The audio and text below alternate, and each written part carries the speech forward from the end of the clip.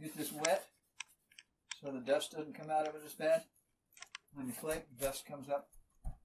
But to get rid of that, see, I turn this on. And there's a cat. You've never come through the window before, have you? Wow, I've never come through this way before. Anyway.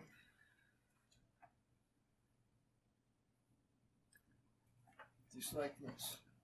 I'm going to be chipping right down in here. I'm going to use this abo file. It's made out of natural materials from this earth, so it's abo.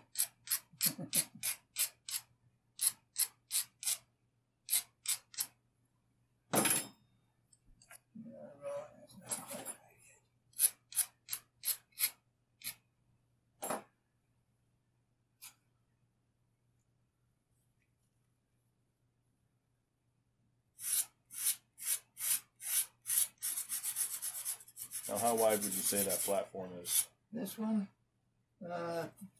25 to 30 thousandths. So about half of a millimeter or something like that? I don't know what a millimeter is. I go by inches. I'm not into this millimeter stuff. Didn't learn at school. I was taught inches, so I know it's thousandths, 25 to 30 thousandths of an inch wide. That's a 32nd or less, approximately. 64th probably. 64th, okay. I don't know. Very thin. Very thin, very thin. Fingernail thickness. Okay.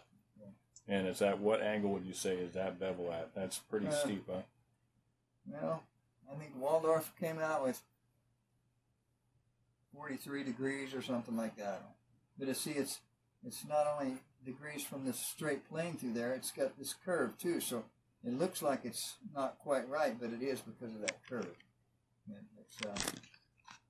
looks like it's about a 45, somewhere in there. Close is okay. Okay. We start at the tip. Start at the tip with a really small flake. Antler, you ain't got to sharpen it quite a bit.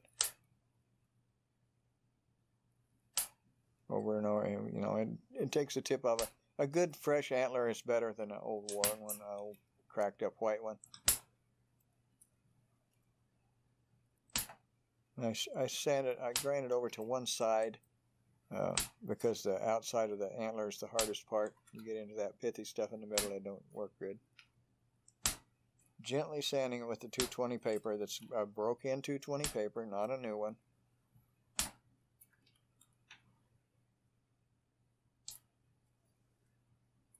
A good antler will be better than others. Some of them are, this is a good fresh one. That's never been out in the rain. That's a good one. Okay.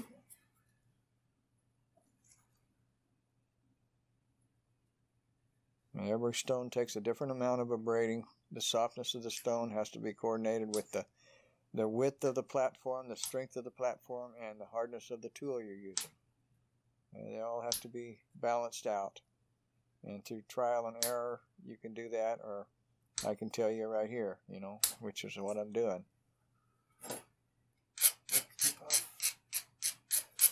On agate, you're going to use steel probably, so you have to sand it a bunch more and get it strengthened up more. Obsidian, you can use it with antler, and you don't hardly have to abrade it at all. If you use copper or steel, you have to abrade the edge more to get it to be strengthened. Steel will slip off of it if you get it too much abraded.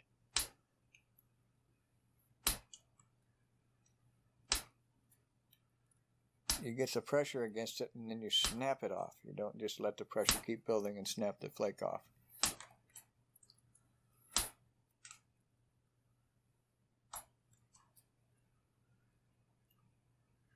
There's one side done.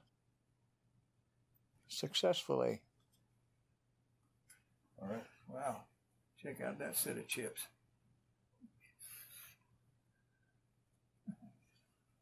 Not bad for not doing any for weeks.